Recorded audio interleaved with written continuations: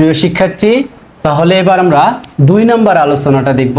যে 2 নম্বর আলোচনায় আমি কি আলোচনা করেছি দেখো, যে বুলিয়ান অ্যালজেব্রায় 3টি মৌলিক ক্রিয়া আছে, যথা এক অর অপারেশন, মানে হচ্ছে যোগের ক্রিয়া, যেটার চিহ্ন হবে ভি এর মতো। আরেকটা হচ্ছে 2 নম্বর অ্যান্ড অপারেশন, সেটা হচ্ছে গুণনের ক্রিয়া, চিহ্ন হচ্ছে উল্টা ভি আকৃতির মতো।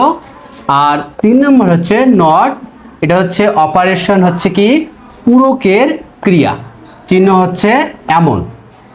এরপর আমরা দেখি যে বুলিয়ান যোগ গুণন ও পূরকের নিয়ম। তাহলে বুলিয়ান কি, বুলিয়ান তাহলে আমরা দেখব যে এখানে কি লিখছি, যে বুলিয়ান যোগ গুণন ও পূরকের নিয়ম।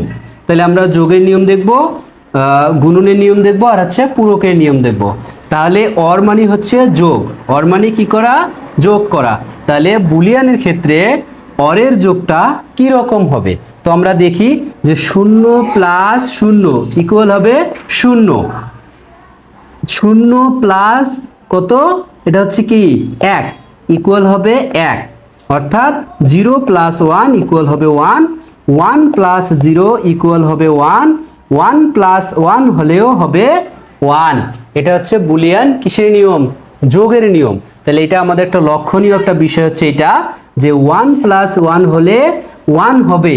এটা আমাদের বুলিয়ান যোগ গুণন ও পূরকের নিয়মের ক্ষেত্রে এটা। তাহলে এটা আমরা দেখলাম কি যোগের নিয়ম, এটা আমরা যোগের নিয়ম দেখলাম। যে আমি আবারও বলছি, 0 অর্থাৎ 0 প্লাস 0 ইকুয়াল হবে 0, 0 প্লাস 1 ইকুয়াল হবে 1, 1 প্লাস 0 ইকুয়াল হবে 1, আর হচ্ছে 1 প্লাস 1 হলেও হবে 1।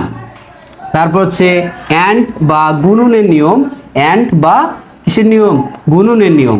যে 0 ইন্টু 0 ইকুয়াল হবে 0, 0 ইন্টু 1 ইকুয়াল হবে 0, 1 ইন্টু 0 ইকুয়াল হবে 0, 1 ইন্টু 1 হলে হবে 1। আর হচ্ছে নট বা পূরকের নিয়ম, নট বা কিসের নিয়ম, পূরকের নিয়ম।